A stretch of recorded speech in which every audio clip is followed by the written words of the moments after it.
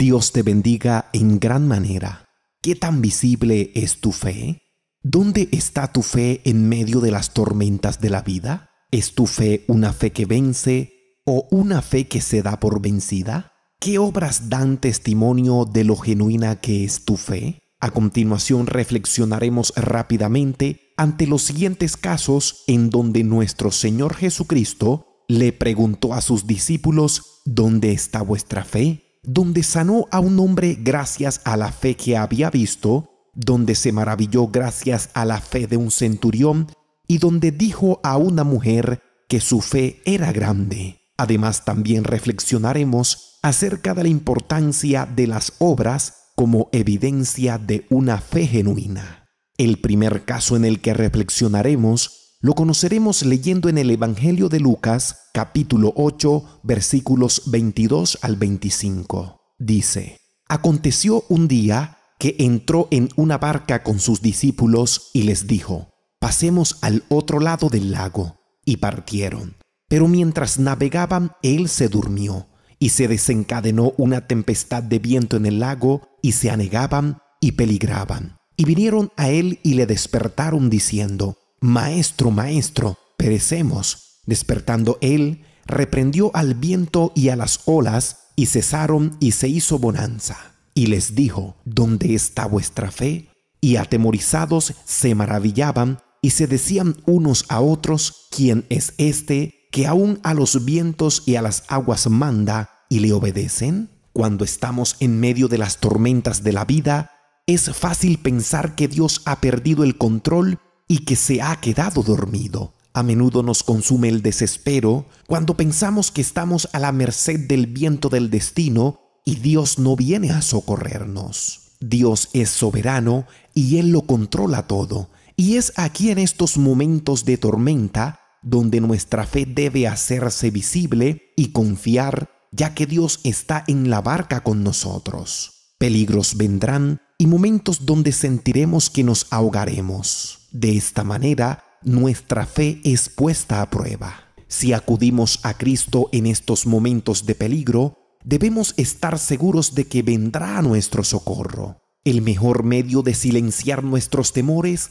es presentarlos a los pies de Cristo, y no hay tormenta que no pueda calmarse delante del poder y la autoridad de Dios. ¿Dónde está vuestra fe?, les preguntó el Señor a sus discípulos al verlos llenos de temor. Existen dos grandes razones para que los discípulos no sintieran temor e hicieran visible su fe en ese momento. Primero, ellos llevaban consigo en la barca al Señor de los cielos y de la tierra. Y segundo, llevaban la palabra segura de Jesús, quien les había dicho: pasemos al otro lado. Recordemos que la fe es fe cuando se pone en Dios y en lo que Él ha dicho. Y si Dios lo ha dicho, eso debe darte seguridad. En momentos de tormentas es donde somos desafiados a que nuestra fe se haga visible. El segundo caso en el que reflexionaremos lo conoceremos leyendo en el Evangelio de Marcos capítulo 2, versículos 1 al 5. Dice: Entró Jesús otra vez en Capernaum después de algunos días, y se oyó que estaba en casa. E inmediatamente se juntaron muchos, de manera que ya no cabían ni aun a la puerta, y les predicaba la palabra. Entonces vinieron a él unos trayendo un paralítico que era cargado por 4. Y como no podían acercarse a él a causa de la multitud, descubrieron el techo donde estaba, y haciendo una abertura, bajaron el lecho en que yacía el paralítico. Al ver Jesús la fe de ellos, dijo al paralítico: Hijo, tus pecados te son perdonados. Una fe visible es una fe que actúa. Una fe visible es una fe que no se da por vencida frente a los impedimentos. Y una fe visible es una fe que se muestra a favor de otros. La fe se hace visible al identificar una necesidad y luego decididamente e insistentemente busca ayuda divina. La fe siempre encuentra un medio. La fe siempre encuentra salidas. Tu fe y mi fe debe encontrar el camino hacia Dios. Jesús estaba allí para sanar y perdonar. Obstáculos habían, pero la fe se hizo visible al buscar la manera para estar delante del Señor. La fe se hace visible cuando buscamos con persistencia al Señor hasta obtener su bendición. Cuando se hace visible nuestra fe, Dios la honra. Recordemos que Él es galardonador de los que le buscan. El tercer caso en el que reflexionaremos lo conoceremos leyendo en el Evangelio de Mateo, capítulo 8, versículos 5 al 10. Dice: entrando Jesús en Capernaum, vino a él un centurión rogándole y diciendo: Señor, mi criado está postrado en casa, paralítico, gravemente atormentado.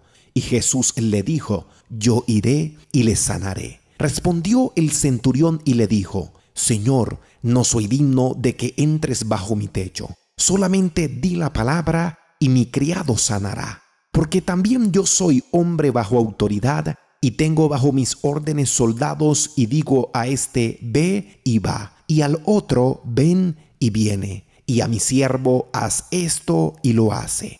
Al oír Jesús se maravilló y dijo a los que le seguían: de cierto os digo que ni aun en Israel he hallado tanta fe. Gran admiración sintió Jesús al ver la fe de este hombre. Pero, ¿por qué lo consideró así? La fe de este hombre era una fe segura. Él no solo creía que Jesús podía curar a su siervo, sino que también podía sanarle a distancia. Él creía que no era necesario el contacto directo con el necesitado.